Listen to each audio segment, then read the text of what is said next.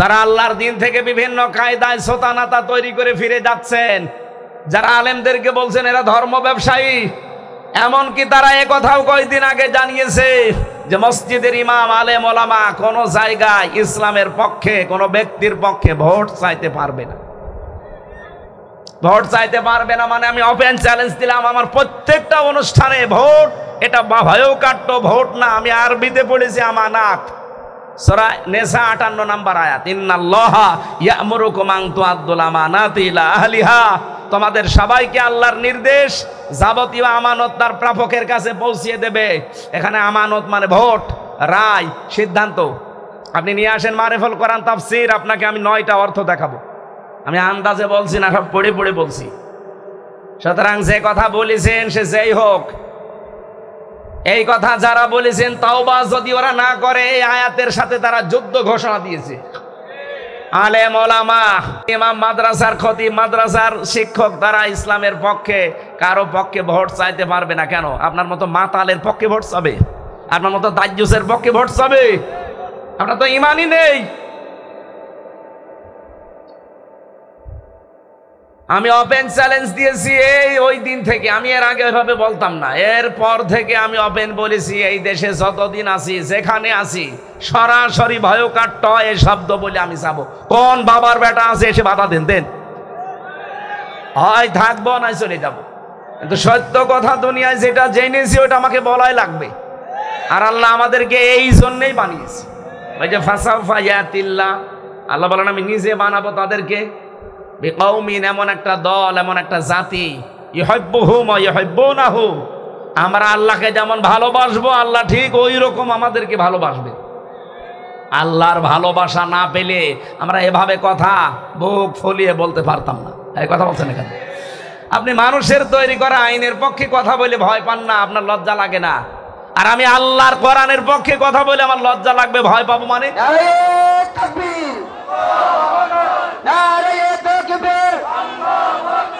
আর কোরআনের আলো, আর হাদিসের আলো, বড় হুজুরের আগমন, মুফতি আমির হামজা সাহেবের আগমন, কক্সবাজারবাসীর পক্ষ থেকে, ঈদগাহবাসীর পক্ষ থেকে, বরগুনাবাসীর পক্ষ থেকে নারায়ে তাকবীর, আল কোরআনের আলো, আর হাদিসের আলো, নারায়ে তাকবীর, আল কোরআনের আলো। আলহামদুলিল্লাহ।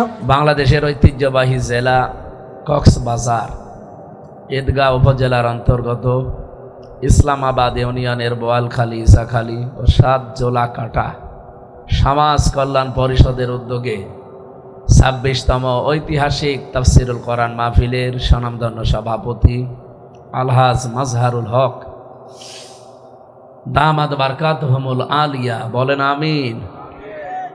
এতক্ষণ যারা আলোচনা রাখলেন মাওলানা হোসাইন মাহফুজ চুয়াডাঙ্গা, মাওলানা হোসাইন আহমদ, মাওলানা জাইনুল আবেদিন, অন্যান্য ওলামা একরাম, মঞ্চে বসা বিভিন্ন রাজনৈতিক দলের নেতৃবৃন্দ, বাংলাদেশ জামাত ইসলামী মনোনীত কক্সবাজারের এই আসনের সংসদ সদস্য প্রার্থী শ্রদ্ধাভাজন বড় ভাই, সামনে বসা মুসলমান ভাইরা, পর্দার আড়ালের সম্মানিতা মা এবং বোনেরা, প্রশাসনের ভাইরা, প্রাণ প্রিয় কক্সবাজারবাসী, আল্লাহর দরবারে শুকরিয়া জানাচ্ছি যে আমরা এমন একটা সময় কোরআনে কারিম শুনছি যে সময় বিশ্বের মুসলমানদের হাহাকার চলছে। বিশেষ করে আমাদের ভাই মাটির সাথে মিশে গেছে, এমনকি পৃথিবীর মানচিত্র থেকে অলরেডি হারিয়ে গেছে। এটা যেন আবার ফিরে আসে। আমি যে হাদিসটা পড়লাম হযরতে আবু যর রাদিয়াল্লাহু তাআলা আনহু থেকে বর্ণিত, বিশ্বনবী বলেন মানিদ্দাআ মা লাইসা লাহু ফালাইসা মিন্না। নবীজি বলেন যে জিনিসটা তোমার না, ওটা যদি নিজের আয়ত্তে নিয়ে নাও, জোর জবরদস্তি করে, দখল করে, 1 নম্বরে তোমার শাস্তি দুনিয়ায়, ফালাইসা মিন্না, সে আমাদের দলভুক্ত না। 2 নম্বরে ওয়ালিয়াতা বাব্বা মাকআদাহু মিনান নার, সে তার নিজের স্থান জাহান্নামে বুকিং করে নিল। কি বুঝলেন এই হাদিস থেকে? 1940 সালে এই যে রোহিঙ্গারা যেভাবে আপনাদের কক্সবাজারে এসে আছে, ঠিক এইভাবে করে তারাই এসেছিল। এই পৃথিবীর নিকৃষ্ট জাতি এখন এই এখন তারাই দখলদার হয়ে গেছে। গত 2 দিন তারা যা করেছে মানব ইতিহাস পাল্টিয়ে ফেলেছে। হাসপাতালে পর্যন্ত, ক্লিনিকে পর্যন্ত বম্বিং করা হয়েছে। ছোট ছোট বাচ্চাদের মাথা উড়ে গেছে। আমি ভিডিওগুলো যখন দেখলাম, এক একটা বোমার সাথে 15, 20টা, 30টা মানুষ উঠতেছে। আমার মনে হচ্ছে তারা উড়ছে না, ওরা জান্নাতে যাচ্ছে।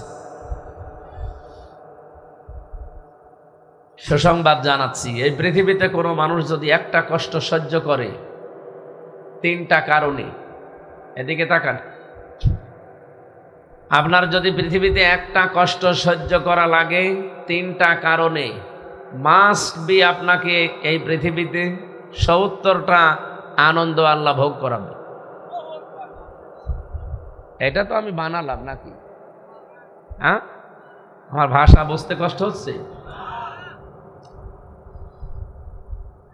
বহুবার এর আগে আমরা এই সমস্ত আয়াতগুলো পড়েছি। ফাইন্না মাআল উসরি ইসরা, ইন্না মাআল উসরি ইসরা। এই আয়াত পড়েননি? শুনেছেন এই আয়াত কোনোদিন? এর ভেতরে যে তথ্যগুলো আছে এর আগে আমিও পড়েছি, জানতাম না। একটু চিন্তা ভাবনা করে পড়ে দেখি আল্লাহ এখানে অনেক বড় একটা সুসংবাদ দিয়েছে। ভালো করে মিলান তো আপনার জীবনে আছে কিনা। আল্লাহ রাব্বুল আলামিন বলেন ফাইন্না মাআল উসরি ইসরা। এদের উসরুন শব্দটা বলার আগে আল্লাহ আলিফ লাম দিয়ে মারেফা করে দিলেন, নির্দিষ্ট করে দিলেন। এর আগে দিয়েছেন আল্লাহ মা, এর আগে দিয়েছেন ইন্না, এর আগে দিয়েছেন ফা। যারা আরবি গ্রামার জানে বা বোঝে, বালাগাত মানতিক যারা পড়েছি, এতগুলো শব্দ কিন্তু দেওয়া লাগবে না। সবচাইতে আনন্দের বিষয় এর পরের শব্দটা ইসরা দেওয়ার আগে আল্লাহ আলিফ লাম দেয়। ফিজিলালিল কোরআন সাজ্জাদ কুতুব রহমতুল্লাহ আলাইহি লিখেছেন, কেন দিলেন না? অথচ আল্লাহ কিন্তু আয়াতটা রিপিট করলেন, আরেকবার বললেন ফাইন্না মাআল উসরি ইসরা, আবার বলেন ইন্না মাআল উসরি ইসরা। কেন 2বার বলা লাগবে? এতগুলো কথা না বললে উসরি ইসরা বললেও আমরা বুঝে ফেলতাম। তাফসিরে মুফাসসির বলেন উসরুন মানে কষ্ট। আল্লাহ পাক পৃথিবীতে কেউ যদি কষ্ট পায় একটা, আর ওই কষ্টটা যদি হয় 3টা কারণে, পৃথিবীতে কষ্ট যদি পান আপনি 3টা কারণে, আর কষ্ট যদি হয় আপনার একটা, কমপক্ষে দুনিয়া আখেরাত মিলে আপনাকে 70টা আনন্দ আল্লাহ নিজে ভোগ করাবে। আমি আবার বলছি, কারণ এটা রিপিট করছি এই কারণে, আল্লাহ নিজে রিপিট করলেন।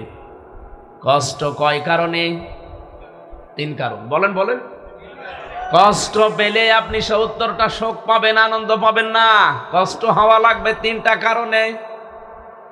আপনার জীবনের সাথে মিলান এই 3 কারণে। আপনি যদি সত্যি কষ্ট পেয়ে থাকেন, আল্লাহ নিজে যেহেতু গ্যারান্টি দিয়েছেন, অবশ্যই তিনি দুনিয়ায় 70টা সুখ আপনাকে ভোগ করাবে। এবার আসেন আমি ব্যাখ্যায় যাচ্ছি। এই দুনিয়াতে যদি আপনার প্রথম কষ্ট হয় আমার আল্লাহর জন্যে, আপনি এই বাংলাদেশের দিকে তাকান, অনেকেই কষ্ট পায়, কিন্তু অনেকের কষ্ট আল্লাহর জন্যে না, তার নিজের পাপের জন্যে। হাসিনা যেদিন পালিয়ে গেল কষ্ট হয়নি? হয়েছে, মানে কাঁদছিল। আপনি দেখেছেন এর আগে কোনোদিন আমি ওনাকে এভাবে কাঁদতে দেখিনি। হ্যাঁ, কেঁদেছে, কিন্তু চোখে পানি ছিল না। আমি এর আগে বহুবার ওনাকে কাঁদতে দেখেছি। ওই ন্যাকামো করা, কাঁদে না, শুধু আন্দাজে রুমাল দিয়ে চোখ মোছে, আন্দাজ। এদিন ঠিকই কেঁদেছে, রুমাল ভিজে গেছে। কথা বলছে না, কেন দেখেননি? যে কোনো জিনিস দেখলে একটু ভালো করে দেখবেন। এতদিন কেঁদেছে, চোখে পানি ছিল না, আর এদিন কেঁদেছে চোখ দিয়ে। আরে বাবা, তার মানে কষ্ট পায়নি। বলেন বলেন, এই কষ্টটা কি আল্লাহর জন্য পেয়েছে? না। জহারাল ফাসাদু ফিল বাররি ওয়াল বাহরি বিমা কাসাবাত আইদিন নাস লিইয়ুযীকাহুম বা'দাল্লাযী আমিলু লাআল্লাহুম ইয়ারজিউন। সূরা রোমের ভেতরে 41 নম্বর আয়াতে আল্লাহ বলেন, জলে স্থলে যে বিপদ আপদ মুসিবতগুলো বিপর্যয় আসে, একটাও আমি দিতে চাই না, সব তোমাদের হাতের কামাই করা ফসল। আমি কেন দেই এগুলো জানো? আমি চাই তোমরা ফিরে আসো, কিন্তু দেখি না, ফিরে তো আসো না, তোমাদের বিদ্যা আরো বাড়ে। আগস্টের 5 তারিখের পর থেকে যদি কপালে হেদায়েত থাকতো তো ফিরে আসতো। এতে 8 মাস 5 দিন হয়ে গেল, এর ভেতরে আপনি দেখেন 8 মাস 4 দিন চলছে। 8 মাস 4 দিনে প্রায় 27 বার ষড়যন্ত্র করেছে ওখানে বসে এই দেশটা নিয়ে, একবারও সফল হয়নি। কেন হয়নি? এদের পরের শব্দে আছে, ভালো করে শুনবেন। তাহলে আপনাকে যদি কষ্ট দেওয়া হয় কার জন্যে? আরো জোরে বলেন।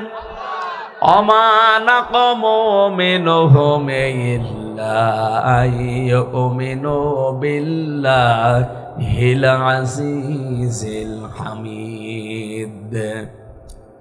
তাদেরকে কষ্ট দেওয়া হয়, প্রতিশোধ নেওয়া হয় তাদের প্রতি, একটাই মাত্র কারণ, তারা প্রশংসিত মহান রবের উপরে ঈমান এনেছে। এই বাংলাদেশ সহ বিশ্বে যাদেরকে কষ্ট দেওয়া হচ্ছে, বিশেষ করে মুসলিম, আল্লাহর কসম এই প্রথম কারণটা, তাছাড়া কোনো কারণ নেই। 2 নম্বরে আপনার কষ্টটা যদি হয় রাসূলুল্লাহর জন্য, এই যে এখানে আয়াত লিখে দিয়েছেন, খুযুব, ধরো, মা আতাকুমুর রাসূল ওয়া নাহাকুম আনহু ফান্তাহু। নবীজি তোমাদেরকে যা দিয়েছে এটা আঁকড়িয়ে ধরো, যেটা নিষেধ করো ওটা ছেড়ে দাও। আত্তাকুল্লাহ, আমি আল্লাহকে ভয় করো। ইন্নাল্লাহা শাদীদুল ইকাব, অবশ্যই আমি আল্লাহর শাস্তি বড় কঠিন। এই আয়াতটা বাংলায় আমি পেছনে তাকিয়েই বুঝলাম, দুনিয়াতে কেউ যদি রাসূল নিয়ে এসেছে, যাও এটা আঁকড়িয়ে ধরতে চাই, যেটা নিষেধ করে ছেড়ে দিতে চাই, মাস্ট বি, তার কাছে কষ্ট আসবেই। সাহাবায়ে কেরাম থেকে শুরু করে আজকের এই দিন পর্যন্ত আসতেছে, কিয়ামত পর্যন্ত এই আয়াতটা থাকবে না? বলেন বলেন। তাহলে আপনার কষ্ট যদি হয় রাসূলুল্লাহর জন্যে। 3 নম্বরে, দুনিয়াতে কেউ যদি কষ্ট পায় মানবতার জন্যে। আজ যেটা করছে, এই 3টা কারণে যদি দুনিয়ায় কেউ কষ্ট পায়, আল্লাহ ইসরা দেওয়ার আগে আর মারেফা করেন নাই, এটা না কেরা অনির্দিষ্ট। মুফাসসির জানাতে চেয়েছেন, একটা কষ্টের বদৌলতে 70টা শান্তি আল্লাহ দান করবে। এই জন্যেই 53.5 বছরে এই বাংলাদেশে আমরা যারা আল্লাহর জন্যে, রাসূলের জন্যে, মানবতার জন্যে কষ্ট পেয়েছি, এক একটা কষ্টের জন্য 70টা শান্তি আল্লাহ আমাদের ভোগ করাবে। সিস্টেম অপর পৃষ্ঠায় দেখুন, আল্লাহ পাক বলেন, পৃথিবীতে কোনো মানুষ যদি একটা সুখ ভোগ করে, আর ওই সুখটা যদি হয় অবৈধ, এই এদিকে তাকান, আপনি সুখ ভোগ করলে শাস্তি পাবেন, বিষয়টা এমন না। সুখটা যদি হয় অবৈধ, সুখ কয়টা? বলেন বলেন। এটা কি বৈধ ভাবে না অবৈধ? বৈধ হলে কোনো প্রশ্ন নেই। আমি 1টা 2টা না, এক একটা আয়াতের উপরে প্রায় 11-12টা করে তাফসীর মিলিয়ে দেখেছি। সবচাইতে বেশি ভালো লেগেছে আমার ফি জিলালিল কোরআনে। এটা আমি জেলখানা থেকে হালকা পেয়েছিলাম। 3টা বছর আমার ফাঁসির কন্ডেম সেলের ভেতরে আটক করে রেখেছে। মাঝে মাঝে কারারক্ষী আসতো, যারা বেশিরভাগ আসতো আমাদের আর মামুনুল হক সাহেবের হিন্দু দেবদুলাল জেলার ছিল। এমন এমন মানুষ পাঠাইতো, সিসি ক্যামেরা দিয়ে রেখেছিল। আমার যে মামলা, আমার তো জেলে না, বাড়িতে থাকার কথা খালেদা জিয়ার মতো। হ্যাঁ, কারণ আমার সন্দেহ করে ধরে নিয়ে গেছে, অথচ আমার রেখে দিয়েছে ফাঁসির কন্ডেম সেলের ভেতরে, তা 24 ঘন্টা তালা লাগানো। ঈদের দিন বছরে মাত্র আধা ঘন্টার জন্য খুলে দিত, তাও যেখানে সেখানে যাওয়া যাবে না। ওই পাশের রুমে যাওয়া যাবে, পাশের বিল্ডিং এ দেখে আবার আসা লাগবে, আবার তালা লাগাবে। এরপরে যোগাযোগ বিচ্ছিন্ন। অন্যান্য যারা বন্দী ছিল তাদের দেখতাম 7 দিনে একবার সরকারি মোবাইল দেয়, বাড়িতে কথা বলতে 10 মিনিট। আরে 3 বছরের শয়তান আমার একদিনও দেয়নি। আমারে আর মামুনুল হককে এক জায়গায় করেছিল, বলছে না এই 2 জন আল্লাহর ওলির টার্গেট, হবে না। এক কারারক্ষীকে বললাম যে ভাই সারাদিন তালা লাগিয়ে রাখেন, একটা বই নিয়ে আসতে পারেন না, একটু পড়াশোনা করি, কিছুই তো দেন না। হুজুর একটা বই আছে আমি নিয়ে আসবো। ও আল্লাহ দেখি নিয়ে এসেছে বঙ্গবন্ধুর আত্মজীবনী। ছাতা পড়ে আমি করবো কি? আপনি পড়েন, এখানে অনেক জ্ঞান আছে। পরের সপ্তাহে বই নিয়ে এসেছে বঙ্গবন্ধুর ছেলেবেলা। আপনি আর বই পান না। বলছে লাইব্রেরিতে আমি খুঁজে দেখবো। ও যাই তো ওই জায়গায় যেখানে বঙ্গবন্ধু কর্নার লেখা, ওই জায়গায় বই যেখানে ইসলামী এগুলোতে যায় না, কারণ ওখানে বড় হিন্দু তো, ওখানে ওই জায়গায় চোখ পড়ে। 3য় সপ্তাহে একটা বই নিয়ে এসে দিল, বঙ্গবন্ধুর চীন সফর। বললাম আপনার আর আসার দরকার। পরে একবার কারারক্ষী পেলাম, আশরাফুল নামে একজন মুসলমান। চিন্তা করলাম এর নাম যখন এখানে আশরাফুল লেখা, এর দ্বারা কিছু হবে। বললাম ভাই 3 বার আমি টস খেয়েছি, তা আপনার একটা বই চাই, আপনি তো হয় পারবেন না ওইভাবে। ওই হিমেল বিল্ডিং এ জিন্দা শহীদ জানাব এটিএম আজহারুল ইসলাম আছে, ওনারে বলবেন হামজা কিছু বই চেয়েছে। আল্লাহর ইশারা 2টা বই উনি মন মতো পাঠিয়েছিল, আর 2টাই তাফসির। আমি সবচাইতে বেশি ভালোবাসি যে 2টা আল্লাহ মনে হয় মিলিয়ে দিয়েছে, ফি জিলালিল কোরআন আর তাফহিমুল কোরআন। ওই যে সময় পেয়েছিলাম 3 বছর, ওই বুঝে বুঝে পড়েছিলাম, সেটা এখন আমার মাঝে মাঝে কাজে লাগে। অথচ আয়াত আমি আগেও পড়েছি বাইরে থাকতে, এই জ্ঞানটা আল্লাহ আমাকে ওইভাবে দেয়নি। রব্বুল আলামিন জানিয়েছেন কোন মানুষ যদি অবৈধভাবে কোন সুখ ভোগ করে, একটা কষ্টের জন্য যেমন 70টা শান্তি পাবেন, একটা অবৈধ সুখ ভোগ করলে অবৈধ সুখের কারণে কমপক্ষে 70টা দুঃখ আপনাকে আল্লাহ নিজে ভোগ করাবে। কথাটা শুনে কি মনে হচ্ছে আপনার? একটা সুখ যারা অবৈধভাবে 15.5 বছরে ভোগ করলেন, আমি নাম নিয়েই বলছি, উনি নাই করেছে ওনার সাথে যারা সহযোগী ছিলেন। আপনারা তো জ্ঞানী মানুষ, শিক্ষিত মানুষ, আপনারা জানতেন না যেটা অবৈধ। আমরা এই অবৈধ সুখ ভোগ করব না, দরকার হয় না খেয়ে মরব। কেন অবৈধ সুখ আপনি জেনে শুনে ভোগ করতে গেলেন? এখন নেন, এক একটা অবৈধ সুখের কারণে যদি 70টা করে শাস্তি দেয় আল্লাহ, অশান্তি দেয়, দুঃখ দেয়, তাহলে 15.5 বছরে যারা 50টা সুখ ভোগ করেছেন, আপনি 70 দিয়ে গুণ দেন, কত হবে? 3500। আপনি ক্যালকুলেটরে হিসাব দেন, 3500 হবে। তাহলে এক একটা অবৈধ সুখের কারণে যদি 70টা করে হয়, এই 15.5 বছরে 50টা সুখ যারা পেয়েছেন অবৈধ সুখ, 3500 দুঃখ আগে ভোগ করবেন, এরপরে অন্য কথা। আল্লাহ এটা করাতে পারে না, আর আল্লাহ যে পারে এর বাস্তব প্রমাণ এখন এই দেশ। আগস্টের 5 তারিখের আগেও কি অবস্থা ছিল আপনি দেখেছেন? কোথায় তারা আজ? আমার কুষ্টিয়ার মাহবুবুল আলম হানিফ, ওর বাড়ি পর্যন্ত পায়খানার প্যান পর্যন্ত খুলে নিয়ে চলে গেছে, এমনি খোলে নাই।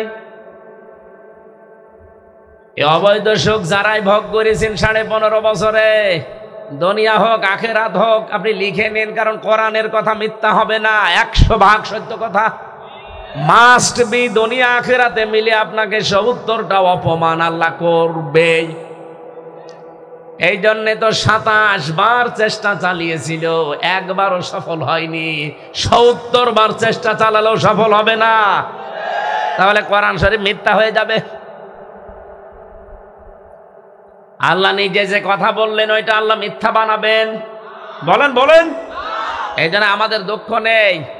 এতদিন যা করেছি, যা পেয়েছি, এক একটা দুঃখের কারণে আমরা 70টা সুখ দুনিয়া আখিরাতে মিলে পাবো। আর যারা এতদিন অবৈধ সুখ ভোগ করেছেন, এক একটা সুখের কারণে 70টা দুঃখ আপনাকে আল্লাহ দেবে। আপনি রেডি হন। আমি এইটাও বানালাম নাকি?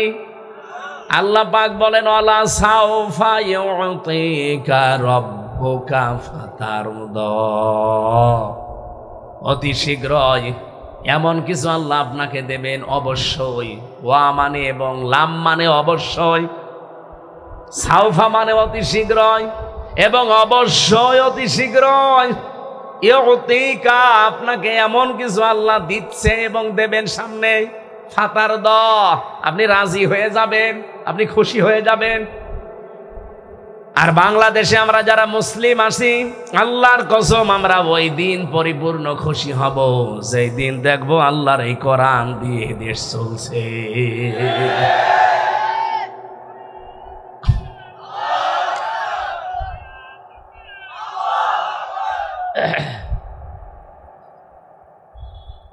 হাদিস যেটা পড়লাম ওই হাদিসের ব্যাখ্যা হচ্ছে, দুনিয়াতে যারা জোর জবরদস্তি করেন, দখল করেন, যে জিনিস আপনার দখলে থাকার কথা না, ওটা যদি দখল করে নিন, 1 নম্বরে আপনি নবীর উম্মত থেকে বের হয়ে গেছেন। আগস্টের 5 তারিখের পরে বাংলাদেশে অনেকের চরিত্র আমরা এটা দেখে ফেলেছি। যেটা আপনার দায়িত্বে থাকার কথা না, আপনি জোর করে জবরদস্তি করে দখল করে রেখেছেন বিভিন্ন কায়দায়। সে চাঁদাবাজির নামে হোক, ছিনতাইয়ের নামে হোক, বাকিটা নাই বললাম। অনেকে মনে করেছিল বাবা শাহজালাল সব হালাল, সব হালাল, ঠিক আছে, সব কিছু হালাল হলেই খাওয়া যায় না। কি হালাল হলেই খাওয়া যায়? বলছেন না। এই যে নাক দিয়ে যেটা আসে, এটা কি হালাল না হারাম? বলেন। হালাল, সত্যি হালাল। আমি কি আর কি মারছি আপনার সাথে? কেউ যদি পিরিচে করে বলে ভাই মাখন মনে করে খান, খাবেন? হালাল হলে খাওয়া যাচ্ছে না। মুখ দিয়ে যেটা আসে লালা থুথু বলা হয়, এটা হালাল না হারাম? না, হালাল। কেউ যদি বলে পিরিচে করে দিলাম খান, খাবেন? হালাল হলে খাওয়া যাচ্ছে না, রুচি থাকা লাগবে। কথা বলছেন এখন? এবং স্বাস্থ্যসম্মত হওয়া লাগবে। কোরআনে কারিমে আল্লাহ খাবারের ব্যাপারে যত কথা বলেছেন দেখবেন, নবীদেরকে বলেছেন, ইমানদারকে বলেছেন, পৃথিবীর মানুষকেও বলেছেন। এই জন্য আইয়ুহার রাসূলও পাবেন, হে রাসূলেরা, কুলু মিনাত তাইয়্যিবাতি ওয়া আমালু সালিহা, খাবার খাও পবিত্র এবং আমলে সালেহ করো। ইমানদারকে ডাক দিয়েছেন, ইয়া আইয়ুহাল্লাযীনা আমানু কুলু মিন তাইয়্যিবাতি মা রাযাকনাকুম ওয়াশকুরু লিল্লাহ। ইমানদারেরা খাবার যেটা খাবে ওটা যেন হালাল হয়, স্বাস্থ্যসম্মত হয়। এরপরে আমি আল্লাহকে যতটুকু পারো ডাকো। এই আয়াতের সারমর্ম হচ্ছে হালাল খাবার তৈরি করা ফরজ, ইবাদত পরে, আগে হালাল খাবার। এই বাংলাদেশে বহু কিছু আমরা দেখতে পাই, হালাল খাবার তৈরি করার পরিবেশ বড় কঠিন হয়ে যাচ্ছিল, চেষ্টা করলেও পারা যাচ্ছিল না হালাল খেয়ে টিকে থাকা। আমার কথা বোঝা লাগবে। আমরা অনেকেই কিন্তু ভালো হওয়ার চেষ্টায় ছিলাম, কিন্তু পরিবেশটা এমন তৈরি হয়েছিল, আমি যে হালাল ভাবে জীবন যাপন করব, হালাল খাবো, তারপরে তো ইবাদত, কিন্তু না, সে রাস্তাগুলো সব বন্ধ হয়ে যাচ্ছিল। একামতে দিনের দায়িত্ব বাংলাদেশে যারা পালন করে, আল্লাহর কসম আমি কোরআন মাথায় নিয়ে বলতে পারি, তাদের একটাই মন, আমরা হালাল ভাবে বাঁচতে চাই, আমি হালাল খাবার খেতে চাই। সেই পরিবেশ আমরা তৈরি করব, এমন অর্থনীতি বানাবো যেখানে সুদ থাকবে না। এক কথা বলছে না কেন? এমন পরিবেশ তৈরি করব যেখানে ঘুষ থাকবে না, সুদ আর ঘুষ দুইটাই কি হারাম না হালাল? বলেন বলেন। এখানে এখনো পর্যন্ত এমন অনেক মানুষ বসে আছে সুদের টাকা ছেড়েছে, এখানে ওয়াজ শুনছে, শেষ করে যে সুদের টাকা সকালে তুলবে। হ্যাঁ, 1000 টাকায় 100 টাকা বেশি দেয় না, এ জেলায় নেই। এসেছে, কান্নাকাটিও করবে হয়তো, বাড়ি যেয়ে আবার হিসাব করে সকালেই বের হবে। আপনি জেনে শুনে অপরাধ করছেন। কুষ্টিয়াতে এনএস রোডে আমি আসরের নামাজ পড়ে বসে আছি, দেখি একটা লোক তসবি টিপতেছে। নামাজ শেষ করে তসবি তাহলিল শেষ করে বের হয়ে গেল। যে আমি এক বড় দোকানের পাশে দাঁড়িয়ে আছি, উনিও গেল, যে দেখছি দাঁড়িয়ে আছে। আমি যে দোকানের পাশে যাই, দেখি উনি ওই দোকানে। কি গো, আমার পেছনে কি গোয়েন্দা লাগানো? কি আপনি পেছনে পেছনে? দোকানদারকে বললাম যে ভাই, বলছো হুজুর সুদের টাকা তুলতেছে, টাকা ছেড়ে রেখেছে, প্রতি মাসে মাসে 1000 টাকা 100 টাকা করে দেওয়া লাগে। তা আমি হয়তো 20,000 টাকা নিয়েছি, এরকম আমার কাছে এরকম বিভিন্ন দোকানে টাকা ছাড়া আছে। মনে মনে ভাবলাম আল্লাহ কেবল বলে আসলো কি, ইয়াকা না'বুদু। কি আমার মনে হয় এটা কুষ্টিয়া জেলার জন্য, কক্সবাজার এসব নেই। সত্যি করে এখানে যারা আছেন বলেন তো, সুদের সাথে জড়িত কারা? হাত তোলেন তো। আলহামদুলিল্লাহ। আপনারা মিথ্যা কথা বলেন কেন? একটা লোকও এখানে নেই, আর আমি তাহলে এই ওয়াজ করে সময় নষ্ট করলাম? থুক্কু, এই ওয়াজ আমার করা ঠিক হয়নি, এটা আমি কুষ্টিয়া করব। যদি এরকম কেউ থেকে থাকেন, এই মুহূর্তে আপনাকে তওবা করা লাগবে। যদি থাকেন যে না,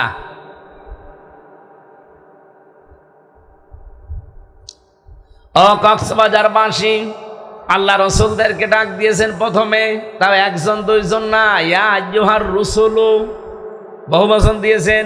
পৃথিবীর প্রতিটি নবী রসুলকে আল্লাহ একই নির্দেশ দিয়েছিলেন, কুলু মিনাত তাজ্জিবাত, যেটা খাবে ওটা যেন পবিত্র হয়। ওটা কি হয় বলেন বলেন।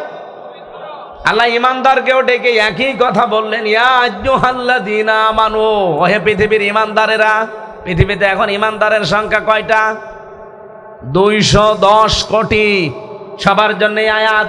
আর বাকি যারা বেঈমান আছে 550 কোটি, ওদের কথা বাদ, এ আয়াতে ওরা নেই। 3 নম্বরে আল্লাহ এবার আর শুধু নবী রাসূলকে, শুধু ইমানদারকে না, তামাম দুনিয়ার 810 কোটির উপরে মানুষকে ডাক দিয়েছে, ইয়া আইয়ুহান নাসু কুলু মিনাত তাজ্জিবাত। জোরে বলেন আল্লাহু আকবার। ও হে পৃথিবীর মানুষেরা, যেটা খাবে ওইটা যেন হালাল হয়। তা আপনি যা খাচ্ছেন চিন্তা ভাবনা করে খাওয়া লাগবে আপনাকে। হালাল হলেও খাওয়া যাবে না, আর সেখানে আপনি হালাল হারামও বাঁচেন না। যেটা আপনার আয়ত্তে থাকার কথা না, জোর করে যদি নেন, আল্লাহর কসম আপনি নামাজ পড়তে পারেন, রোজা রাখতে পারেন, হজ করতে পারেন, আপনি নবীর উম্মত নেই।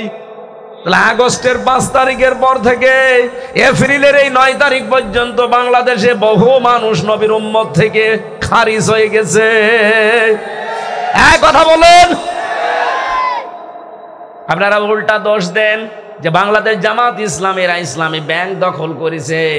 আরে ভাই, আমার নিজের জিনিস আমি নিজে নিয়েছি, এখানে দখলে পাইলেন কি? এটা বানানো আমাদের রক্ত ঝরা ঘাম দিয়ে, ঘাম ঝরা রক্ত দিয়ে বানানো আমাদের নিজের জিনিস। ওরা জোর করে নিয়েছিল, ওইটা আমরা আবার ফেরত পেয়েছি। এখানে আবার দখলদারিত্বের কি পেলেন? কিন্তু বহু মানুষকে দেখলাম যেটা তার না, জোর করে উনি এখন আবার সেই 15.5 বছর কায়েম করে ফেলেছে। বাংলাদেশ জামাত ইসলামীর শ্রদ্ধাভাজন আমিরে জামাত অলরেডি ঘোষণা দিয়েছেন, এই দেশে আমরা সাদাবাজি করি না, কাউকে সামনে করতেও দেব না। এরপরও দেখলাম গত 3 দিন আগে মাগুরা, বাংলাদেশের একটা জেলা, বাংলাদেশ জামাত ইসলামীর একজন কর্মীর কাছে আল্লাহর এক ওলি যে সাদা চেয়েছে। আর এখন আমরা দেশে জানি, বিদেশের মানুষও জানে, সাদা বাজিয়ে নাম শুনলেই একটা লোকের দিকে যায়। উনি যেই বলেছে চাঁদা আমি দেব কেন, আপনিও দেশের মানুষ আমিও দেশের মানুষ, কোন কারণে আপনাকে চাঁদা দেব? ওনার বাড়ি ঘর ভেঙে দিয়েছে।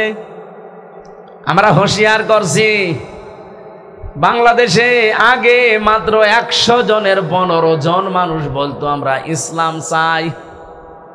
তার ভেতরে বাহাদুর সাহেব একজন, দেলাওয়ার সাহেব একজন, এরকম মানুষ মাত্র 100 জনের 15 জন।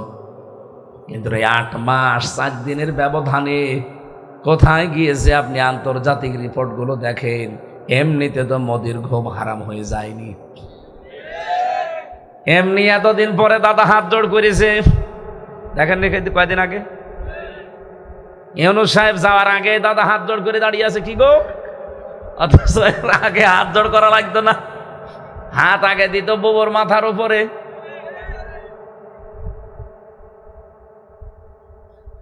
বহু মানুষ আমরা দেখি, এখানে একটা মাসলা বলছি, এই যে উনি আমাদের এই মেয়ের মাথার উপরে হাত দিল, এটা কি জায়েজ?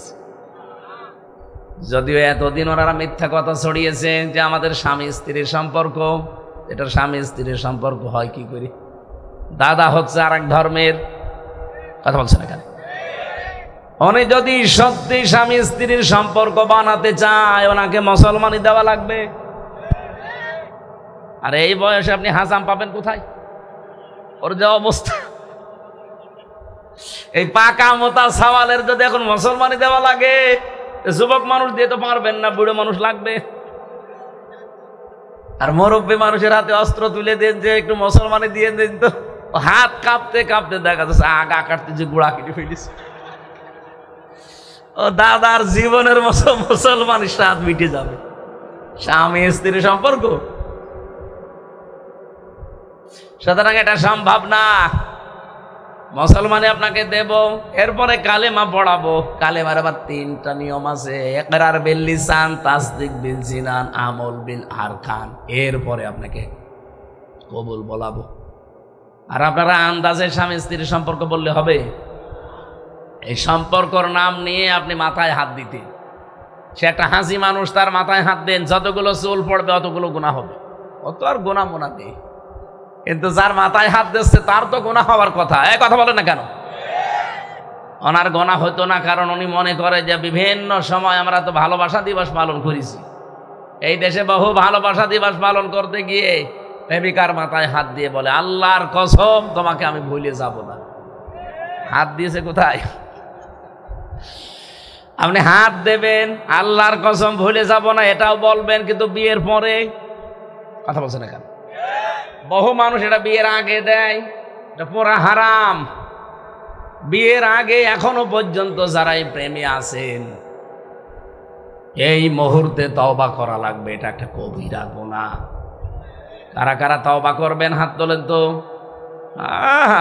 এই এসে লাইনে আছে না ভাই, আপনি ঠিক করেন, আপনি একটা দাড়িওয়ালা মানুষ। নাও কার সাথে লাইন আপনার বলেন তো দেখি। ঠিক আছে, ও যেন লাইন ছেড়ে দেবে বলেই তো হাত তুলেছে, আলহামদুলিল্লাহ। দাদা এমনিতেই হাত জোড় করে না, এখানে অনেকগুলো কারণ আছে পেছনে। আমি যেটা এখান থেকে বোঝাতে চাই, আল্লাহ রাব্বুল আলামিন এই যে মানুষের জিনিস দখল করে যারা নিলেন, এখনো পর্যন্ত এই চরিত্র যারা জিন্দা রেখেছেন, পাল্টান। আপনাদের সর্বোচ্চ যিনি, তিনি পাগল হয়ে যাচ্ছে। যে শুরু করেছে কি, অনেকে মনে করছে যে আমরা এসেই গেছি। আপনি হয়তো আন্দাজে এগুলো ধারণা করেন। এই যে ফজু পাগলা নামে একজন আছে কিশোরগঞ্জের, ও বলছে এই দেশের ইসলামপন্থী যারা আছে তারা 100টার 10টা ভোটও পাবে না। অথচ মাইক্রোসফট খ্রিস্টানরা রিপোর্ট বানায়, পৃথিবীর 257টা দেশ নিয়ে তারা রিপোর্ট দিয়েছে। বিশেষ করে বাংলাদেশের রিপোর্ট আমি পেয়েছি, 100 জনের যেখানে মাত্র 15 জন বলতো আমরা ইসলাম চাই। 8 মাসের ব্যবধানে এখন 100 জনের 66 জন মানুষ বলছে আমরা এদেশে ইসলাম চাই। এটাকে আমরা বানিয়েছি? বলেন বলেন। আপনি আন্তর্জাতিক রিপোর্টগুলো খেয়াল করেন, এমনি তো মাথা খারাপ হয়নি, ওরা পাগল হয়েছে এই কারণে যে হচ্ছে কি, 100 জনের 66 জন মানুষ যদি বলে আমরা ইসলাম চাই, এই জন্য অনেকেই তাদের সাথে মাথা খারাপ করে এখন পাগলামি করছে। হারুন আর তার স্ত্রীর মতো ওদের কথাবার্তারা দেখেছেন, কিছু চাই না, শুধু নির্বাচন চাই। নির্বাচন তো আমরা চাই। বারবার আমির জামাতে কথা বারবার বলেছে, সেক্রেটারি জেনারেল অধ্যাপক মিয়া গোলাম পরওয়ার কতবার বলল যে আমরাও চাই, কিন্তু সংস্কার করি চাই। বলেন তো বাংলাদেশে অন্য কোন জেলায় জামাত ইসলামী যারা এমপি দাঁড়াবে যদি পাশ নাও করে, আপনার হামিদুর রহমান আজাদ কক্সবাজারের আর কুমিল্লার ডাক্তার আব্দুল্লাহ মোহাম্মদ তাহের, এই দুইজনকে আমার যতটুকু বাস্তবতা আমি দেখেছি, এখানে যদি আপনি, আমি নাম নিলাম না, এদেরকেও এনে দাঁড় করিয়ে দেন, এই দুই জায়গায় জীবনও পাশ করতে পারবেন না। কই তারা দুইজন তো আজ পর্যন্ত 8 মাস 4 দিন হয়ে গেল, একদিনও বলে না যে সংস্কার ছাড়াই নির্বাচন দেন। তাদের ভেতরে যদি এমপি হওয়ার খায়েশ থাকতো, তো প্রথমেই তারা বলতো যে তাড়াতাড়ি দেন, চেয়ারটায় বসি, অন্তত তারা তো গ্যারান্টি দিয়ে পাশ করবে। বাংলাদেশের সবচাইতে বেশি থাকি আমি কুমিল্লাতে, 14 গ্রামে ডাক্তার আব্দুল্লাহ মোহাম্মদ তাহের সাহেব, ওনার যে জনপ্রিয়তা, ওনার যে অ্যাক্টিভিটিস, এদিকে জনাব হামিদুর রহমান আজাদ হাফিজাহুল্লাহ, এরা বলে না কেন? এই জন্য তো বারবার আমরা এদের মুখে শুনেছি বাংলাদেশে জামাত ইসলামী ক্ষমতায় যাওয়ার জন্য রাজনীতি করে না, করে ইসলামকে ক্ষমতায় নেওয়ার জন্য। এটা যে প্রমাণ, বাস্তবে এটা 100 ভাগ এখন মানুষ বিশ্বাস করে। কিন্তু ওরা বলছে না, মাত্র 100টার 10টা ভোট পাবে, পাগল হয়ে গেছে। এই জন্যে কোনো কথা শুনতে চায় না, কোনো কথা মানতেও চায় না, খালি দেন। কি দেব? নির্বাচন। নির্বাচন কি খাবেন আপনি? সংস্কার করে দেন, আবার দিনের ভোট রাতে হয়ে যাবে। কি কথা বলে না কেন? আমার 33 বছর বয়স, 92-তে আমার জন্ম।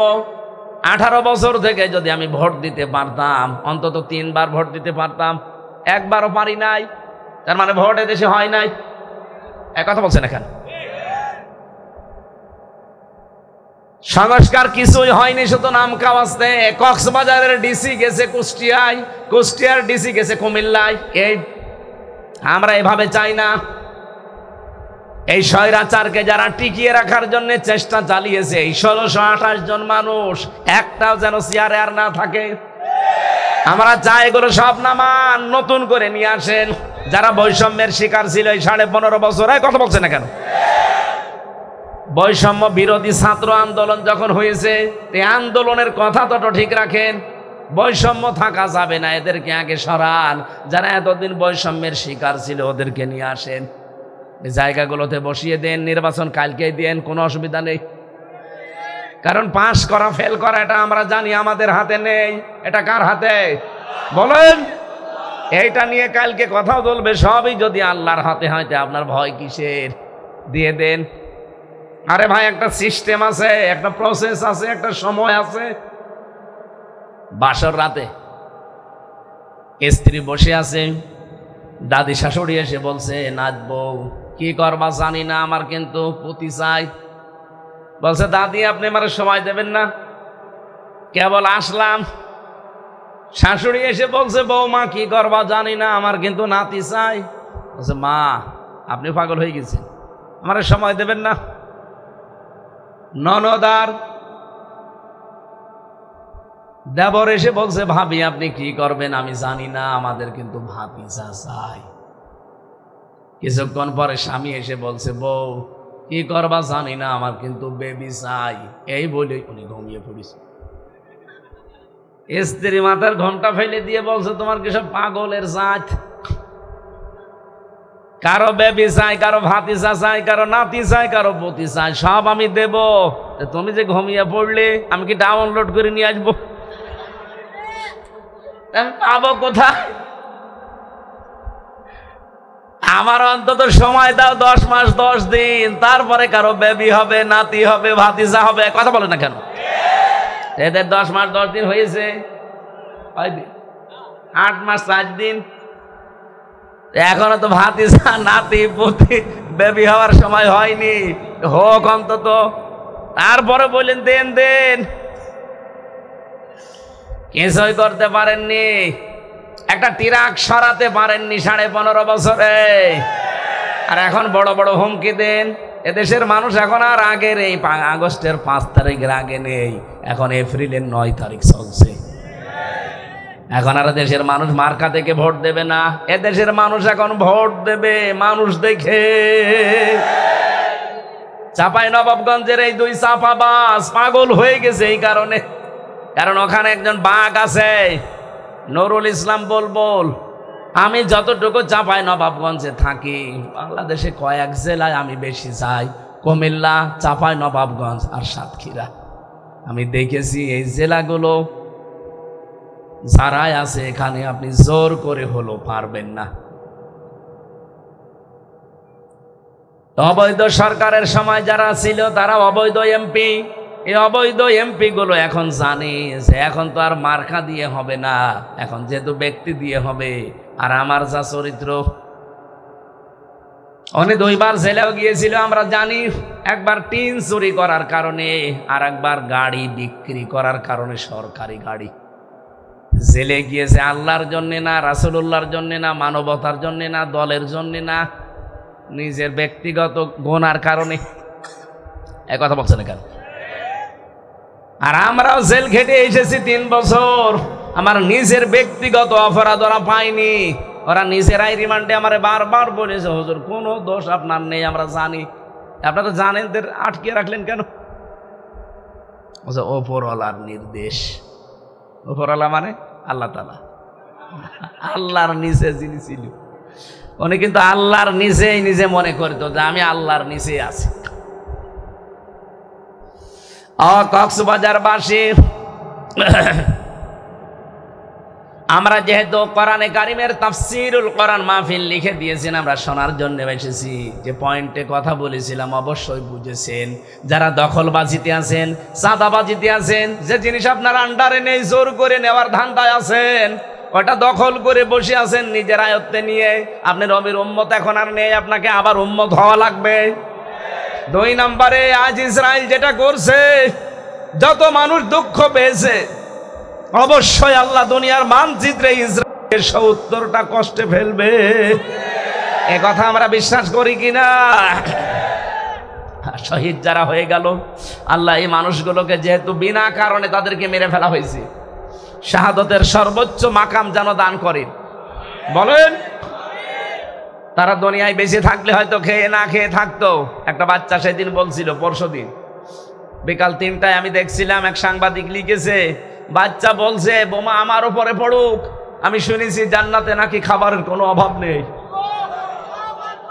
কোরআনে কারিমে আল্লাহ এটাই জানিয়েছেন, আলা তাহসাবান্নাল্লাযীনা কুতিলু ফি সাবিলিল্লাহি আমওয়াতা বাল আহইয়াউন ইনদা রাব্বিহিম ইউরযাকুন। দুনিয়ার ময়দানে যারা শহীদ হয় তাদেরকে মৃত বলবা না এবং ধারণাও করবা না। আল্লাহ প্রথমে দিয়েছেন ওয়ালা তাকুলু লিমা ইউকতালু, যে বলবা না মুখ দিয়ে। আর এই আয়াতে আছে ওয়ালা তাহসাবান্নাল্লাযীনা কুতিলু, ধারণাও করবা না যারা মারা গেছে, শহীদ হয়েছে, যে ওরা এমনি মরে গেছে না। বালা হায়াউন, ওরা জীবিত। ইনদা রাব্বিহিম ইউরযাকুন, তারা তাদের রবের কাছে রিজিক পাচ্ছে। সুবহানাল্লাহ বলতে পারেন না? ফিলিস্তিনের এই বাচ্চাটা যা বলেছে যে দুনিয়ায় খেয়ে না খেয়ে বেঁচে আছি, আমার উপরে বোমা ফেলো, আমি শুনেছি জান্নাতে খাবারের কোনো অভাব নেই। সুতরাং যারা ইসরায়েলের অবৈধ সন্তানদের হাতে, অবৈধ মানুষরূপী জানোয়ারদের হাতে, পৃথিবীর এই শ্রেষ্ঠ মানুষগুলো, আরে ভাই আমার শরীরে রিয়াজের রক্ত বহমান, এদেলাওয়ারের শরীরে ওনার বাবার রক্ত প্রবাহমান, ফিলিস্তিনের এই বাচ্চাদের শরীরে হযরতে সুলাইমান, হযরতে দাউদের রক্ত প্রবাহমান। সাধারণ বাচ্চা তারা না। আমারে মেরে ফেললে আমার ভেতরে খুব বেশি হলেও রক্ত পাবেন আপনি আমার বাবা রিয়াজউদ্দিনের। কিন্তু যে বাচ্চাটা বলল যে আমাকে মেরে ফেলো, আমি শুনেছি জান্নাতে নাকি খাবারের অভাব নেই, তার শরীরে দাউদ নবীর রক্ত। এ মানুষগুলোকে আল্লাহ যেন শাহাদাতের সর্বোচ্চ পর্যায়ে নিয়ে যায় এবং কিয়ামত পর্যন্ত আল্লাহ বলেন ইনদা রাব্বিহিম ইরসাকুন, আমি নিজে তাদেরকে রিজিক দেব। সুবহানাল্লাহ বলতে পারেন না?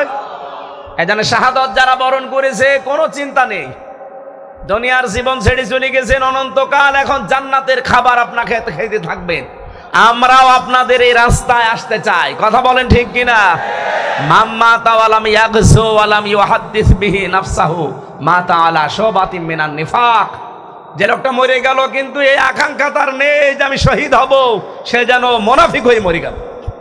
সুতরাং যারা গেছে, যারা যাচ্ছে, এখনো পর্যন্ত পৃথিবীর বিভিন্ন প্রান্তে আল্লাহর জন্য, রাসূলের জন্য, মানবতার জন্য যারা জীবন দিচ্ছে তারা অমর। তারা কি বলেন বলেন? আল্লাহ তাদের পথে আমাদেরকেও কবুল করেন, বলেন আমিন। আজকের তেলাওয়াতকৃত আয়াত শুনে আপনারা অনেকেই বুঝে ফেলেছেন যে আমি কি বলতে চাই। আমার আজকের আলোচনার বিষয় ফিরে আসা। কি বললাম? খুব গুরুত্বপূর্ণ বিষয়, ভালোভাবে লক্ষ্য করবেন। হাদিসের 2 নাম্বার পয়েন্টটা বলতে বাকি আছে। আপনাদের কি কষ্ট হচ্ছে? আধা ঘন্টা থাকা যাবে না? হাদিসের 2 নাম্বার পয়েন্টটা বলে আমি আয়াতের তাফসিরে চলে যাচ্ছি। রব্বুল আলামিনের নবী বলেছেন, এটা মুসলিম শরীফের হাদিস, ওয়ালিয়াতাবাওয়া মাকআদাহু মিনান নার। যারা দখল করে, অন্যের সম্পদ নিজের আয়ত্তে নিয়ে নেয়, তাদের দ্বিতীয় শাস্তি, তারা নিজে জাহান্নামের টিকিট কেটে জাহান্নামে নিজের আসন বরাদ্দ করে। সুতরাং ইসরায়েল যেটা করে সেটা যাতে দখলদারি, ওরা তো জাহান্নামী। এই বাংলাদেশে অনেক মানুষ আমরা দেখতে পাচ্ছি, এই মানুষগুলো অন্যের সম্পদ দখল করে নিজের করে নিচ্ছে, এরাও কিন্তু জাহান্নামী। এই পাশের রাষ্ট্র, আপনাদের পাশে তো মায়ানমার, এরা বহু মুসলমানকে এই দেশে পাঠিয়ে দিয়ে দখলদারি করেছিল, এখন আবার তাদের সম্মতি ফিরছে। অলরেডি তারা 1,80,000 নেওয়ার জন্য রাজি হয়েছে। আল্লাহ যেন সম্মতি তাদেরকেও দান করেন। কিন্তু আমাদের আর একটু পাশে আছে যারা, এই দাদা বাবুরা, ওরা যা দখলদারিত্ব করেছে, আমাদের মুসলিম পূর্বপুরুষ যারা, তাদের ওয়াকফ করা, দান করার সম্পদগুলো আজ তারা নিজেরা আইন বানিয়ে অবৈধভাবে এগুলো দখল করার পায় তারা করছে। সুতরাং এই উগ্রপন্থী হিন্দুরা সব নারের অধিবাসী, জাহান্নামের আগুনে। ওয়ালিয়াতাবাওয়া মাকআদাহু মিনান নার। অন্যের সম্পদ যারা দখলে রাখতে চায়, তাদের দ্বিতীয় শাস্তি, তারা জাহান্নামের অধিবাসী। এক কথা বলেন না কেন? আমরা চাচ্ছি বাংলাদেশের মুসলিম সহ বিশ্বের এই 210 কোটি মুসলমান, ভারতের উগ্রপন্থী হিন্দুরা যেন নতুন আইনটা বাতিল করে। এগুলো আমাদের বাপদাদা মুসলমানদের পূর্বপুরুষদের দিয়ে যাওয়া অক্ষ করা সম্পদ, ওরা আইন পাশ করে এখন ওগুলো নিয়ে মন্দির বানাবে। বাংলাদেশ সহ বিশ্বের বিভিন্ন জায়গায় আমরা শুনি মাটির নিচে মানুষেরা তেল পায়, গ্যাস পায়, সোনা পায়, রূপা পায়, আর এই শয়তানরা শুধু মাটির নিচে মসজিদ পায়। কি পায়? মন্দির। মন্দির যেখানে সেখানে পায় না, যেখানে আছে মসজিদ সেখানে মন্দির পায়। আমরা যদি ঢাকার স্বামীবাগের এখন আওয়াজ তুলি, স্বামীবাগের এই মন্দির 500 বছর আগে এখানে মন্দির ছিল না, মসজিদ ছিল, ভেঙ্গে এখন মসজিদ বানাবো, মেনে নেবেন? বাংলাদেশে আমরা ওই রকম চরিত্রের না। আমাদের ধর্মে আছে লা ইকরাহা ফিদ্দিন, বাড়াবাড়ি নেই, জোর জবরদস্তি নেই। আর আপনাদের কি ধর্ম? বিবেক একটু কাজে লাগে না? ওই রকম ধর্মের মুখে লাথি দিয়ে চলে আসার দরকার। এবার আমাদের ধর্ম নিয়ে এবার বলি, সূরা মায়েদা 54 নম্বর আয়াত, ভালো করে শুনবেন। রব্বুল আলামিন বলেন, ইয়া আইয়ুহাল্লাযীনা আমানু, হেই যারা ঈমানের দাবি করো, মাইয়ারতাদ্দা মিনকুম, তোমাদের ভেতরে কেউ যদি ফিরে যায়। ইয়ারতাদ্দা মানে এটা মজারে, বর্তমান, ভবিষ্যৎ, প্রেজেন্ট, ফিউচার। কেউ যদি তোমাদের ভেতরে ফিরে যাচ্ছে, যাবে, হে নবী তোমার ভেতরে, আপনার ভেতরে আল্লাহ দেয়নি মিনকুম, এটা বহুবচন জমির, এটা পৃথিবীর সব মানুষকে আল্লাহ রাব্বুল আলামিন উদ্দেশ্য করেননি, করেছেন শুধু ঈমানদারকে। বাংলাদেশে আমরা কমপক্ষে 92% মুসলমান। কত? এই 92% মুসলমানদেরকে আল্লাহ মনে করেন এখানে ডাক দিয়েছেন ইয়া আইয়ুহাল্লাযীনা আমানু। আল্লাহ যদি সব মানুষকে 100% মানুষকে ডাক দিতেন তাহলে বলতেন ইয়া আইয়ুহান নাস বা ইয়া আইয়ুহাল ইনসান, আল্লাহ বলেননি। তাহলে আমরা অন্তত 92% যারা মুসলিম আল্লাহর প্রতি বিশ্বাসী তারা এই আয়াতে আসি না নেই? বলেন বলেন। আপনি দল আলাদা করতে পারেন কিন্তু আপনিও এর ভেতরে আছেন। মাই ইয়ারতাদ্দা মিনকুম, তোমাদের ভেতরে যে বা যারা ফিরে যাচ্ছে এবং যাবে আন দীনিহি, আমি আল্লাহর দিন থেকে, ফাসাউফা ইয়াতিল্লাহ, লক্ষ্য করেন শব্দের দিকে, সিন সাউফা কদ লাম এরকম 13টা শব্দ আছে আরবি গ্রামারে। আল্লাহ এখানে আয়াতে দিয়েছেন ফাসাউফা, আল্লাহর দিন থেকে যারা সত্যি ফিরে যেতে চায় এবং যাচ্ছে, আল্লাহ বলেন অবশ্যই খুব তাড়াতাড়ি ইয়াতিল্লাহ, আমি আল্লাহ নিজে নিয়ে আসবো বা তৈরি করব বিকৌমিন, এমন একটা দল, এমন একটা জাতি, ইউহিব্বুহুম ওয়া ইউহিব্বুনাহু, আমি আল্লাহ নিজে তাদেরকে ভালোবাসবো এবং তারাও আমি আল্লাহকে ভালোবাসবে। আগস্টের 5 তারিখের পরে আমরা বহু মানুষকে দুনিয়ার স্বার্থে দেখতে পাচ্ছি আল্লাহর দিন থেকে, ইসলাম থেকে বিভিন্ন সোতা নাতা দিয়ে দূরে সরে যাচ্ছে। একজন তো অলরেডি বলেই ফেলেছে যে কোরআনের সাথে রাজনীতির কোনো সম্পর্ক নেই। কথা বলো না কেন? আমার এই ছোট্ট মাথা, আমি নামাজের কথা পেয়েছি 82 বার কোরআনে, রোজার কথা পেয়েছি 1 বার, যাকাতের কথা আছে 82 বার, হজের কথা পেয়েছি 1 বার, আর কোরআন দিয়ে রাজনীতি করা লাগবে এইটা পেয়েছি 918 বার। আমার ছোট মাথায় যদি এত কিছু থাকে তো এরকম বড় মাথা যার তারও বেশি পাবে। আর আমরা দেখলাম ওনার মাথা এত বড়, তারপর উনি নাকি পাই না, কোরআন পড়লে তো পাবেন। আপনি কি মনে করছেন এক দলের ওপরে, এক সম্প্রদায়ের ওপরে, এক জাতির উপরে একটা দোষ চাপিয়ে দিয়ে মনে করছেন আমি শাহেনশাহ? আপনার মতো হাজারো মানুষ আল্লাহর দিন থেকে ফিরে চলে গেলে আল্লাহর কিচ্ছু ছেড়া যাবে না।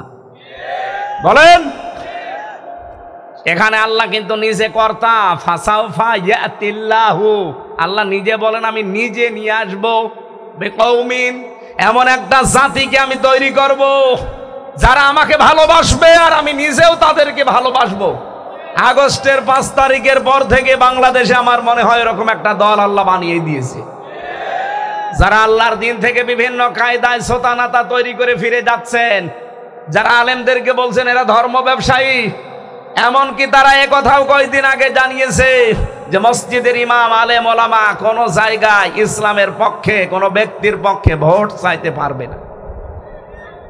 ভোট চাইতে পারবে না মানে আমি ওপেন চ্যালেঞ্জ দিলাম, আমার প্রত্যেকটা অনুষ্ঠানে ভোট, এটা ভয়ও কাট্য ভোট না, আমি আরবিতে পড়েছি আমানাত, সূরা নিসা 58 নম্বর আয়াত, ইন্নাল্লাহা ইয়া'মুরুকুম আন তুআদ্দুল আমানাতি ইলা আহলিহা, তোমাদের সবাইকে আল্লাহর নির্দেশ যাবতীয় আমানত তার প্রাপকের কাছে পৌঁছিয়ে দেবে। এখানে আমানত মানে ভোট, রায়, সিদ্ধান্ত। আপনি নিয়ে আসেন মারিফুল কোরআন তাফসীর, আপনাকে আমি 9টা অর্থ দেখাবো। আমি আন্দাজে বলছি না, সব পড়ে পড়ে বলছি। সুতরাং যে কথা বলেছেন সে যেই হোক, এই কথা যারা বলেছেন তাওবা যদি ওরা না করে, এই আয়াতের সাথে তারা যুদ্ধ ঘোষণা দিয়েছে। আলেম, ওলামা, ইমাম, মাদ্রাসার খতিব, মাদ্রাসার শিক্ষক, তারা ইসলামের পক্ষে কারো পক্ষে ভোট চাইতে পারবে না। কেন? আপনার মতো মাতালের পক্ষে ভোট চাবে? আপনার মতো দাজ্জুসের পক্ষে ভোট চাবে? আপনার তো ইমানই নেই। আমি ওপেন চ্যালেঞ্জ দিয়েছি ওই দিন থেকে, আমি এর আগে এভাবে বলতাম না, এরপর থেকে আমি ওপেন বলেছি এই দেশে যতদিন আছি, যেখানে আছি, সরাসরি ভয়কাট্য এই শব্দ বলে আমি যাবো। কোন বাবার বেটা আছে এসে বাধা দেন, হয় থাকবো না চলে যাব। কিন্তু সত্য কথা দুনিয়ায় যেটা জেনেছি ওটা আমাকে বলাই লাগবে। আর আল্লাহ আমাদেরকে এই জন্যই বানিয়েছে। ওই যে ফাসাউফা ইয়াতিল্লাহ, আল্লাহ বলেন আমি নিজে বানাবো তাদেরকে বিকৌমিন, এমন একটা দল, এমন একটা জাতি, ইউহিব্বুহুম ওয়া ইউহিব্বুনাহু, আমরা আল্লাহকে যেমন ভালোবাসবো আল্লাহ ঠিক ওই রকম আমাদেরকে ভালোবাসবে। আল্লাহর ভালোবাসা না পেলে আমরা এভাবে কথা বুক ফুলিয়ে বলতে পারতাম না। এই কথা বলছেন এখানে, আপনি মানুষের তৈরি করা আইনের পক্ষে কথা বলে ভয় পান না, আপনার লজ্জা লাগে না। আর আমি আল্লাহর কোরআনের পক্ষে কথা বলে আমার লজ্জা লাগবে, ভয় পাবো মানে? এই আয়াতের পরবর্তীতে আল্লাহ দিয়েছেন আযিল্লাতিন আলাল মুমিনিন আইজ্জাতিন আলাল কাফিরিন। এই মানুষগুলোর কিছু গুণ তৈরি হবে। আপনি দেখেন তো এই বাংলাদেশে এই গুণ কার কার ভেতরে আছে? আযিল্লাতিন আলাল মুমিনিন, এ মানুষগুলো কোমল হবে, নরম হয়ে যাবে মুমিনদের উপরে। আযিল্লাতিন নরম হবে, কোমল হবে। আইজ্জাতিন কঠোর হয়ে দাঁড়াবে, আলাল কাফিরিন কাফেরদের উপরে। এই বাংলাদেশে একামতে দিনের দায়িত্ব যারা পালন করে ছোট থেকে বড় পর্যন্ত সবাই আমার মনে হয় মায়ের পেটের ভাইয়ের মতো। ওর বাড়ি কুষ্টিয়ায় হতে পারে, ওর বাড়ি কক্সবাজার হতে পারে, ওর বাড়ি কুড়িগ্রাম হতে পারে। এখান থেকে কুড়িগ্রামের দূরত্ব কমপক্ষে 1000 কিলোমিটার। কথা বলছে না, কিন্তু একামতের দায়িত্ব যদি ওই লোকটা পালন করে, ও যদি কর্মী হয়, ও বড় থেকে ছোট, আপনি দেখবেন এদের ভেতরে নিজের আপন ভাইয়ের মতো সম্পর্ক। নিজের আপন ভাই যদি দিন থেকে ফিরে যায়, সেই লোকটা আবু জেহেলের মতো শত্রু হয়ে যায় আমার কাছে। বলেন বলুন। আর কুড়িগ্রামের ওই নাগেশ্বরী, ওখানকার একটা লোক যদি একামতে দিন এই শব্দটা বোঝে যে দিন কায়েম করা ফরজ, 1000 কিলোমিটার দূর, তাতে কি হয়েছে? সে আমার নিজের আপন ভাইয়ের চাইতেও বেশি। আল্লাহ বলেন এইরকম তৈরি হবে তাদের ভেতরে। মুমিন যারা, তারা সব সিমেন্টেড হয়ে যাবে, কিন্তু কাফেরদের প্রতি তারা হবে কঠোর। আজ বাংলাদেশে জামাত ইসলামী, ইসলামী ছাত্র শিবির, ইসলামী ছাত্রী সংস্থা যারা আছে, আমি নিজে দেখেছি যত রকমের অবৈধ অত্যাচার জুলুমের কাজ এই সমস্ত জায়গায় প্রতিবাদ মুখর এরাই আগে। আপনি বলেন আর কারা আছে? হ্যাঁ আছে যারা, তারাও এদের সাথে। আপনার রাগ হলেও আমি এ কথা বলবো, কারণ কোরআনের সাথে আমি মিল পেয়েছি এদের। 5টা কথা সূরা বালাদের ভেতরে আজকে আসার সময় পড়ছিলাম। আমি যা বলি ভাই পড়ে বলি, আমি যদি দেখি না এগুলো পড়া নেই, আমি ওটা স্টপ রাখি। এই বাংলাদেশ সহ বিশ্বে যদি কেউ সফল হতে চায়, কেউ যদি সফলতার স্বর্ণ শিখরে পৌঁছিয়ে যেতে চায়, 5টা গুণ তার ভেতরে মাস্ট বি, লাগবেই। কয়টা? বলেন বলেন। সূরা বালাদে আছে 13 নম্বর আয়াত থেকে শুরু করবেন 18 নম্বর আয়াত পর্যন্ত। ফাক্কু রাকাবা আও ইতআমুন ফি ইয়াউমিন যী মাসগাবা ইয়াতীমান যা মাকরাবা আও মিসকিনান যা মাতরাবা সুম্মা কানা মিনাল্লাযীনা আমানু ওয়া তাওয়াসাউ বিস-সাবরি ওয়া তাওয়াসাউ বিল মারহামা উলাইকা আসহাবুল মাইমানা। আল্লাহ পাক বলেন, দুনিয়াতে যারা দাসত্ব মুক্তির জন্য চেষ্টা চালায়, এই বাংলাদেশে মানুষের তৈরি করা আইন যারা মানে, তারা মানুষের দাসত্ব করে। জামাত ইসলামী বাংলাদেশ এইটাই চায় যে মানুষের তৈরি করা আইন থেকে বের করে আল্লাহর আইনের গোলামি করতে। এই ফাক্কু রাকাবার অন্যতম অর্থ এটা। নিয়ে আসেন, কোন মুফাসসির নিয়ে আসবেন? আমি 1টা 2টা না 42টা মিলিয়েছি তাফসীর। ফাক্কু রাকাবা, যারা দাস মুক্ত করতে চায়, মানুষের শৃঙ্খল মুক্ত করতে চায় মানুষকে। পৃথিবীতে একটা কুকুরের কথা মানে না, অথচ আপনি মানুষ হয়ে আর একটা মানুষের আইন তৈরি করা মানবেন? মানে এটা মানুষের দাসত্ব করার জন্য আল্লাহ আমাদের বানাননি, বানিয়েছে তার দাসত্ব করার জন্য। ইয়াকা না'বুদু, এই জন্য প্রতিদিন 17 বার এই কথা আল্লাহকে বলা লাগে যে আমি তোমার দাসত্ব করি। এই কথা বলে না কেন? আর এই শব্দটা যারা বাস্তবে রূপ দিতে চায় তাদেরকে আপনারা ঘৃণা করেন। কোন স্বার্থ আছে আমার এই কঠিন পথে পা বাড়ানো? আমি তো কোরআন যেভাবে বুঝেছি ওইভাবে আমাকে চলা লাগবে। আমি সফল হতে চাই দুনিয়া এবং আখেরাতে। তাহলে মানুষের শৃঙ্খল থেকে মুক্ত করার জন্য এই বাংলাদেশে যারা বেশি এগিয়ে গেছে, তাদেরকে যদি কেউ সমর্থন না করে, সে নবীর উম্মতের বাইরে চলে যাবে। আমি হাদিস বানাচ্ছি না, এই দেখেন লিখে এনেছি। আন ইবনে ওমর রাদিয়াল্লাহু তাআলা আনহু قال قال رسول الله صلى الله عليه وسلم ফাত্তাবিউস সিওয়াদাল আযম, যাদের দ্বারা ইসলাম প্রতিষ্ঠা তাড়াতাড়ি সম্ভব তাদেরকে সমর্থন করো। ফামান সাজ্জা মিন্না, কেউ যদি এদেরকে সমর্থন না করে, ও আমি নবীর উম্মত থেকে বের হয়ে যায়। এই বাংলাদেশে ইসলাম যদি প্রতিষ্ঠা 73টা দল আছে, কোন দল করেও ফেলে, টিকিয়ে রাখার সম্ভাবনা কাদের দ্বারা বেশি আপনি নিজের মনকে জিজ্ঞাসা করেন। আমি নাম না বললে আপনি বুঝবেন না। 73টা দল এই দেশে কাজ করছে, জেনারেল এবং বাইরে ধর্মীয় দল মিলে। যে কোনো দল যদি এখন রাষ্ট্র ক্ষমতা পায়, প্রত্যেকটা সেক্টরে একটা ইসলাম দিয়ে চালাতে পারবে কোন দেশ, কোন দল আপনি বলেন। আপনি যে আন্দাজে বলেন খালি রাজনীতি করে, এটা রাজনীতির কি হলো? এটাই তো আসল নীতি। অন্য যে দল আছে সেই দল যদি চায় তারা ইসলামী যাকাত ভিত্তিক অর্থনীতি কি বুঝবে? বাংলাদেশে অনেক পীর আছে, নামাজের কথা বলতে দেবেন বলতে পারবে, কিন্তু ইসলামী যে অর্থনীতি একটা ইবাদত, ব্যবসা বাণিজ্য করার জন্য যে 28টা পয়েন্ট লাগে ওর পেটে বোম মারলেও বলতে পারবে না। ইসলামী অর্থনীতিতে মুশারাকা আছে, মুদারাবা আছে, মোরাবাহা আছে, বায়ে সালাম আছে, বায়ে ইস্তেসনা আছে, বায়ে মুআজ্জাল আছে, ওয়াহেদা আছে, এরকম 28টা আছে। আপনি জিজ্ঞাসা করেন তো বাংলাদেশের কোন পীর এরকম এক একটার ভেতরে 6টা করে পয়েন্ট আছে? যদি বলতে পারে আমি ওর হাতে মরিদ হব। ও খালি সুবহানাল্লাহ, আলহামদুলিল্লাহ, আল্লাহু আকবার ছাড়া কিচ্ছু জানে না। এমনকি এমনও পীর আছে সুবহানাল্লাহ শুদ্ধ করে পড়তে পারে না। কথা বলুন। এই জন্য পরিবার থেকে সংসদ পর্যন্ত, এমনকি আন্তর্জাতিক জীবন পর্যন্ত কারা চালাতে পারে কোরআন দিয়ে হাদিস দিয়ে, সম্ভাবনা যাদের বেশি, ফাত্তাবিউস সিরাতাল আযম, আযমের শেষে তানবিন আছে। যারা গ্রামার বোঝেন তাদেরকে বলছি আযম, এখানে আল্লাহ সুকুন দিতে পারতেন না, দিয়ে তানবিন দিয়েছে।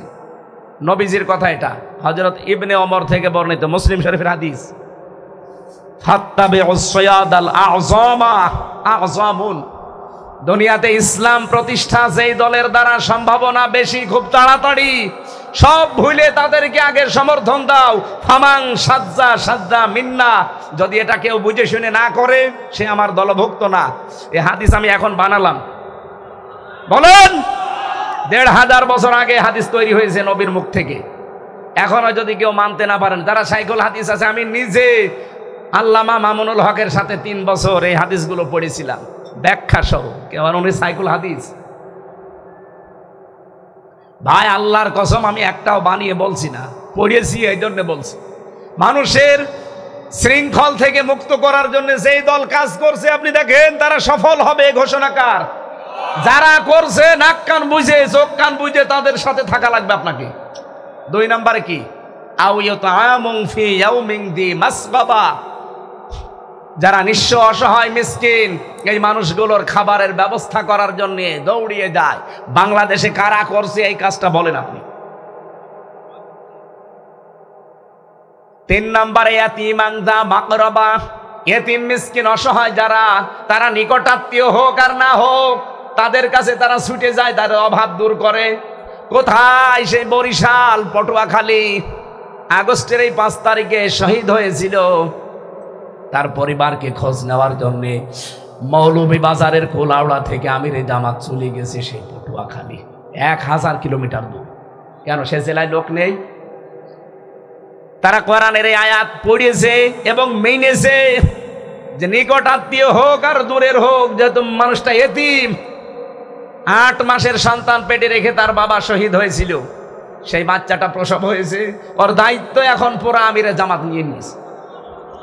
আপনি এরপরও বোঝেন না, আপনাকে চোখে আঙ্গুল দিয়ে বোঝানো লাগবে। এদিকে আসেন, কানের নিচে এমন জোরে 2টা দেবো, সব টের পেয়ে যাবে। এত বলার পরে বলো হুজুর আমি বুঝি না। 4 নম্বরে কি, ইয়াতীমান যা মাকরাবা আও মিসকিনান যা মাতরাবা।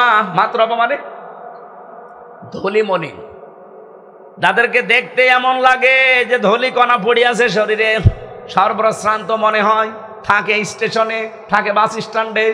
এমন এমন গরিব মানুষ রাস্তা ঝাড়ু দেয়, ডোমের কাজ করে অথবা মুসি।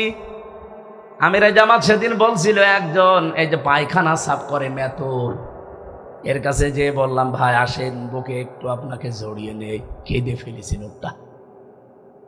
হুজুর আপনি আমার মতো একজন মেতরকে তাও বুকে টেনে নিতে চান? আমি তো মানুষ নিজেকে মনে করি না।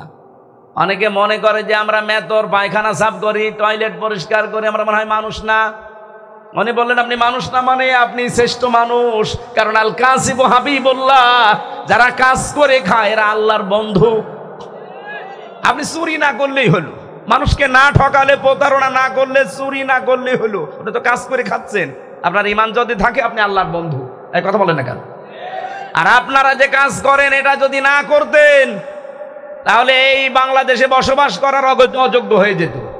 এই কক্সবাজারে যারা ঝাড়ু দেয়, টয়লেট পরিষ্কার করে, এই মানুষগুলো যদি তাদের দায়িত্ব পালন না করতো চলতে পারতেন? বলেন, তাদেরকে ছোট ভাববেন মানে? এরকম ধুলি মলিন মানুষের পাশে যে দাঁড়ায় কারা, সুম্মা কানা মিনাল্লাযীনা আমানু, এরপরে কিছু গুণ আল্লাহ আরো বলেন যে তাদের ভেতরে আরো কিছু গুণ আছে। কি সেটা?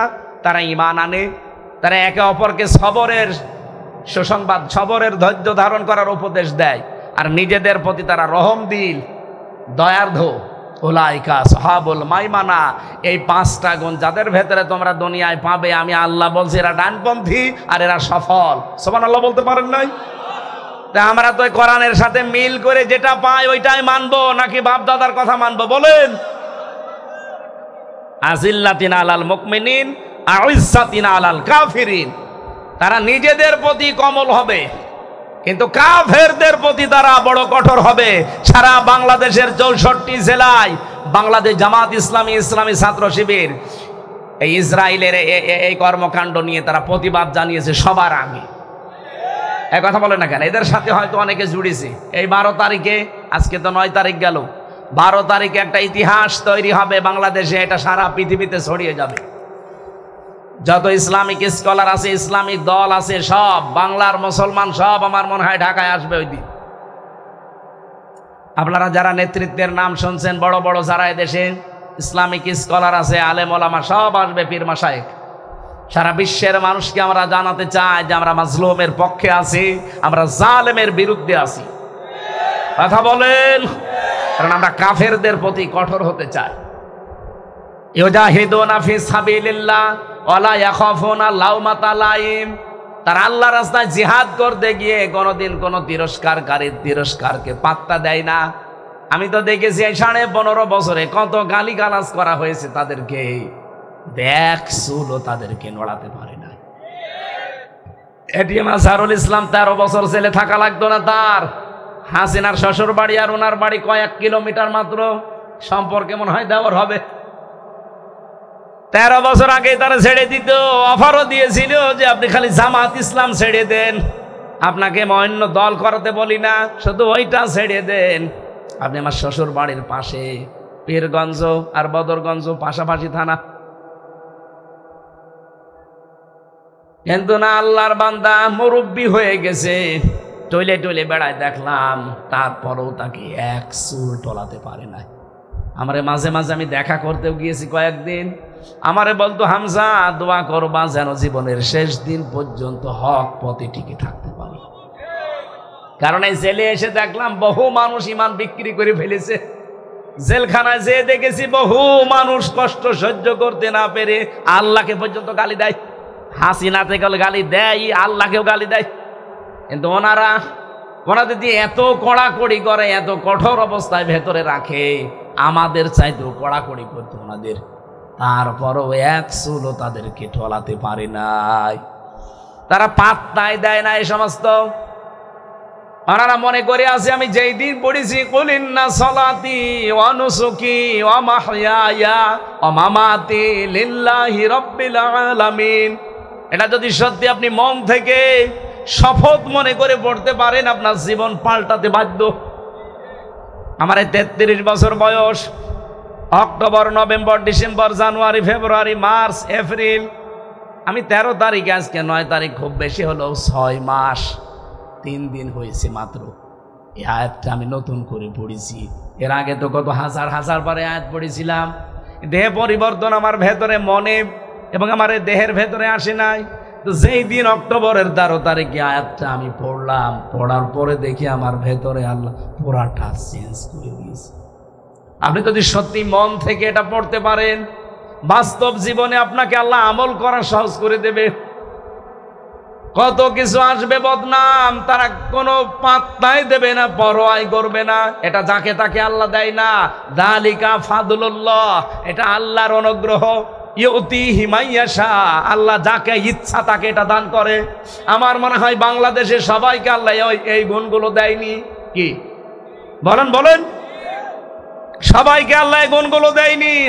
আল্লাহকেও তারা মন প্রাণ দিয়ে ভালোবাসে, আল্লাহও তাদেরকে ভালোবাসে। প্রথম গুণ তাদের নিজেদের ভেতর রহম দিল, কাফেরদের প্রতি কড়াকড়ি করবে, কঠোর হবে। আল্লাহর দিনের কাজ করতে গিয়ে কোনোদিন তারা কোনো তিরস্কারকারীর তিরস্কারকে পরোয়া করবে না, পাত্তা দেবে না। এগুলো আল্লাহ যারে তারে দেবে না, দেবে শুধু তাদের যাকে আল্লাহ পছন্দ করে, ভালোবাসে। আল্লাহু ওয়াসিউন আলিম, আল্লাহ মহাজ্ঞানী এবং প্রশস্ত।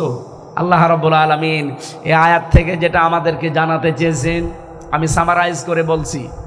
এই বাংলাদেশে যারা দিন থেকে মুখ ফিরিয়ে নিতে চান বিভিন্ন দলের নাম দিয়ে, যে ওরা এই করে, এই জন্য আমরা ওদের সাথে নেই না, আপনি প্রকারান্তে আল্লাহর কোরআন থেকে ফিরে চলে যাচ্ছে। সত্যি আমরা যদি দিনের দিকে থাকতে পারি, দিন কায়েমে, এটা যদি আমাদের ইখলাস থাকে, আল্লাহ অবশ্যই আমাদেরকে এমন ভাবে তৈরি করবেন যেটা আমরা নিজেরাও জানি না। আর আমরা এটা দেখতে পাচ্ছি অলরেডি। 15 থেকে যদি 66% হয়ে যায়, আর 8 মাস না, আর 2 মাস যেতে দেন, আমার বিশ্বাস বাংলাদেশে 100 জনের 100 জন মানুষ বলবে যে আমরা এই দেশে ইসলাম চাই।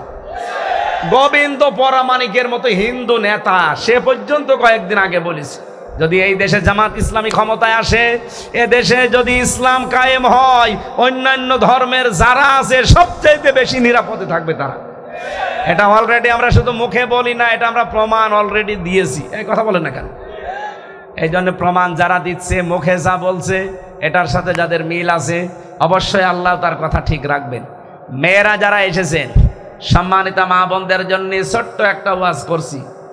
খাদিজাতুল কুবরা রাদিয়াল্লাহু তাআলা আনহা জীবনে এক ওয়াক্ত নামাজ পড়েননি, একটা রোজা রাখেননি, একবারও তিনি হজ করেননি, 1 টাকা যাকাতও দেননি, জীবনে একদিনের জন্য পর্দায় থাকেননি।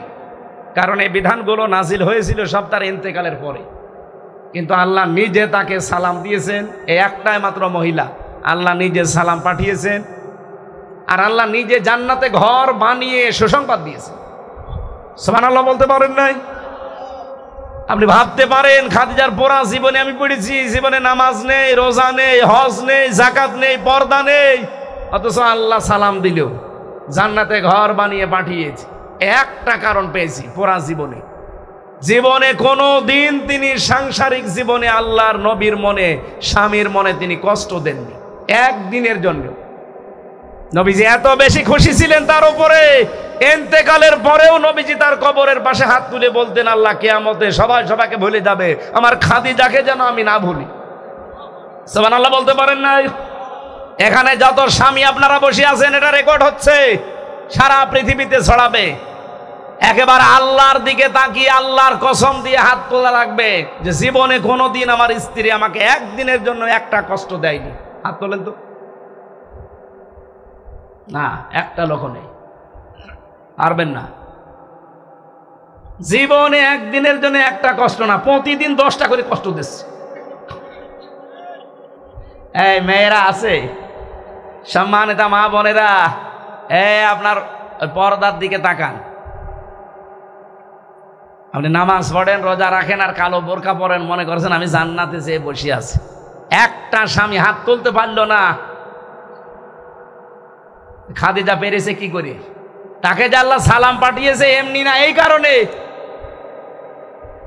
জান্নাতে ঘর বানিয়ে পাঠিয়ে দিয়েছে সুসংবাদ। এই একটা মাত্র মহিলা স্বামীর মনে জীবনে কোনোদিন একটা সেকেন্ডের জন্য দুঃখ দেয়নি। আল্লাহ আমাদের মেয়েদেরকে যেন খাদিজাতুল কুবরার মতো বানিয়ে দেন। আরো জোরে বলেন। এখন মেয়েরা যদি বলো হুজুর একটু উল্টিয়ে এটা বলেন তো, যে জীবনে কোনোদিন বর মনে 1 সেকেন্ডের জন্য দুঃখ দেয়নি, এরকম স্বামী আছে কিনা? হাত তোলেন তো। এই যে উনিও হাত তুলতে পারেনি। সবাই আমরা ধরা খেয়ে বসে আছি। সম্মানিত মা বোনেরা, না আসলে আমরাও পারছি না। যৌতুকের টাকার জন্য কত মানুষ কত রকমের ফতোয়া বের করে। দুইজন মহিলা এই 54 বছরে কতদিন তারা পার করে গেল। একটা বারের জন্য যদি আইনটা পাশ করে কার্যকর করে দিত যে যৌতুক নিলে তার ফাঁসি হবে, কি কথা বলছেন এখানে? কত আইন পাশ করেছিল মেয়েদের পক্ষে বিপক্ষে, কই এটা পাশ করতে পারলেন না? আমেরিকা আমাদেরকে গণতন্ত্র শেখায়, আজ 236 বছর চলছে। কয় বছর? 236 বছর। ওরা জাতে মাতাল হলেও তাহলে ঠিক আছে, নবীজির হাদিস ওরা মেনে চলছে। লা ইফলিহা কওমুন আল্লাহু আমরাহুম ইমরাতুন, ওই জাতি কোনোদিন সফল হতে পারে না যে জাতি নারী নেতৃত্ব মেনে নিয়েছে, কোন নারীকে তাদের সামনে বসিয়ে রেখেছে। ওদের দিকে তাকিয়েছেন? 236 বছরে আজ ওরা কোনো মহিলা প্রধানমন্ত্রী বানায়নি। বলেন বলেন, ওরা জাতে মাতাল হলো, ট্রাম্পের মতো মাতালকে দিয়েছে। এটা মাতাল, এ মাতালকে দিলে অথচ কমলা হ্যারিসের মতো একটা শিক্ষিতা মেয়েকে দেয়নি। কারণ নবীর হাদিস জানে যে যদি ওখানে দেয় আমরা ঢস করে পড়ে যাব। কিন্তু আমরা জাতেও মাতাল, তালেও মাতাল। 54 বছরের ভেতরে সবচাইতে বেশি এ দেশটা চালিয়েছে কারা? কেন এ দেশে কি পুরুষ মানুষ নেই? আর রিজালু কাওয়ামুনা আলান নিসা, পুরুষ হবে নেতৃত্ব দানকারী আর মহিলা হবে তার আজ্ঞাবহ। সুতরাং আগামী থেকে বাংলাদেশে তারা দায়িত্বে আসতে চান, পুরুষ হওয়া লাগবে। কথা বলেন না কেন? কি বোঝাতে চায় আপনি বুঝে ফেলেছেন। এরপরও যদি না বোঝার ভান করে থাকেন, মোনাজাত করে দিন। না না, মেলা রাত হয়ে গেছে, এত রাত আমি কথা বলি না। আমি আল্লামা সাইদি সাহেবের মতো আগামীতে নিয়ম করেছি যে রাত 8:30টায় তুলে দেবেন, 10টায় মাহফিল শেষ। চট্টগ্রাম প্যারেড ময়দানের মতো, ওর চাইতে বড় মাহফিল তো বাংলাদেশে হয় না। এবার আমি ছিলাম, আমার রাত 10টায় মাহফিল শেষ হয়ে গেছে। তো সারা বাংলাদেশে এটা ঘোষণা দিয়েছি, আগামীতে মাহফিল নিলে এই নিয়মে নেবেন, নয়তো আমার দাওয়াত দেবেন না। কারণ জালেমরা অত্যাচার এমন কোনো জায়গা নেই যে ওরা করে না। আমার শরীরটাই শেষ করে দিয়েছে, আমাকে বেঁচে থাকা লাগবে। যে গরু দিয়ে চাষ করে খাবেন, ও গরু যদি মরে যায়। এই জন্য আগামী থেকে হাত পা ধরে বলছি, আবার মিডিয়াকে বলছি, ভাই এটা প্রচার করবেন। সারা বাংলাদেশে যেখানেই মাহফিল নেবেন, দিনের বেলায় নিলে আসর থেকে মাগরিব 1 ঘন্টা 15 মিনিট, আর রাতে নিলে 8:30 থেকে 10টা, এই 1.5 ঘন্টা। এর বাইরে গেলে আমি কিন্তু আজ যাব না। সাফ কথা বলে দিলাম, মাহফিল নষ্ট হয়ে গেলে আপনাদের দোষ। কারণ আমাকে ঘুমানো লাগবে, আমাকে বাঁচা লাগবে। ডাক্তার আমারে বারবার বলছে, যেই কয়টা ডাক্তার দেখালাম বলছে রাত 10টার পরে জেগে থাকলে আপনার মাথা আবার সমস্যা হবে। 10 দিন পড়েছিলাম, দেখলেন হাসপাতালে। আল্লাহ আমাদেরকে যে আয়াত পড়েছি আয়াতের উপরে আমল করার তৌফিক দিন, আল্লাহুম্মা আমিন। লা ইলাহা ইল্লা আনতা সুবহানাক ইন্নী কুনতু মিনাজ জালিমিন।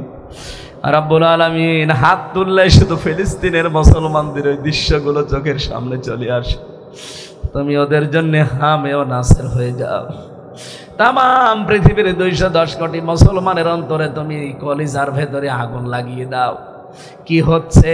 মাত্র 80 লাখ এই পৃথিবীর অভিশপ্ত জাতি ইহুদিদের, আল্লাহ তাদের কবল থেকে তুমি মুসলমানদেরকে বাঁচাও। আজকে কক্সবাজারের ঈদগাহ, এই এলাকার মানুষেরা কোরআনে কারিমের আয়োজনে যারা শ্রম দিল, যারা দায়িত্ব পালন করলো, আল্লাহ এদেরকে তুমি অমরের মতো বানিয়ে দাও। চাতক পাখির মতো কোরআনের কথাগুলো বোঝার জন্য তারা চেষ্টায় ছিল, এদেরকে পুরাটা বোঝার তৌফিক দাও। কোরআন যেভাবে পড়েছি বুঝেছি, আমাকে ওভাবে আমল করার তৌফিক দিয়ে দাও। যারা আজ দিন থেকে জেনে না জেনে ফিরে যেতে চাই, ওরা তোমাকে দুর্বল মনে করে। তুমি তো নিজেই ফাইল হয়ে, কর্তা হয়ে ঘোষণা দিয়েছো, ফাসাউফা ইয়াতিল্লাহ বিকওমিন, অতি শীঘ্র এমন একটা জাতি আমি তৈরি করে দেব যারা তোমাকে ভালোবাসবে, তুমিও তাদেরকে ভালোবাসবে। ওই দলের অন্তর্ভুক্ত হওয়ার তৌফিক আমাদের দাও। মা বোনদেরকে খাদিজার মতো বানিয়ে দাও। আল্লাহ এলাকায় মাটির নিচে যত মানুষ ঘুমিয়ে আছে, কোরআনের ইজ্জতে মাফ করে দাও। জীবনে বহু কিছু তোমাকে বলেছি, এই সফর অবস্থায়, মাজলুম অবস্থায়, জীবনের শেষ কথা তোমাকে বলি, আল্লাহ বাংলাদেশে তুমি ইসলামের আলো জ্বালিয়ে দাও। আমি যেন চর্ম চোখে দেখতে পারি এই দেশটা তোমার কোরআন দিয়ে চলছে। জীবনে কিছু যদি তোমার ভালো না লাগে, আল্লাহ অন্তত আজকের মোনাজাতটা কবুল করি। বাংলাদেশের এই ৫৬,০০০ বর্গ মাইলে কোরআনে কারিমের পতাকা তুমি উড্ডীন করে দাও, যেন দেখে যেতে পারি যে তোমার এই কোরআন দিয়ে বাংলাদেশটা চলছে। আল্লাহ তাআলা আগামীতে কারা আসবে জানি না, যারা আসবে তাদেরকে তুমি কোরআনে কারিম দিয়ে দেশটা চালানোর সুযোগ করে দিও। রব্বুল আলামিন, জীবনে বহু অপরাধ করেছি, হাত উঠালেই ভয় করে, লজ্জা করে। অপরাধের দিকে তাকিও না, তোমার রহমতের দিকে তাকাও, জিন্দেগীর গুনাহগুলো মাফ করে দাও। মাহফিলের সম্মানিত সভাপতি, মাহফিলের প্রধান অতিথি, বিশেষ অতিথি, কত মানুষ এখানে বসে আছে। আল্লাহ, একামতে দিনের কর্মী যারা আছে, মানুষগুলোকে ইউজাহিদুনা ফি সাবিলিল্লাহি ওয়ালা ইয়াখাফুনা লাওমাতা লাইম, এই আয়াতটা তুমি আমাদের জীবনে কার্যকর করে দাও।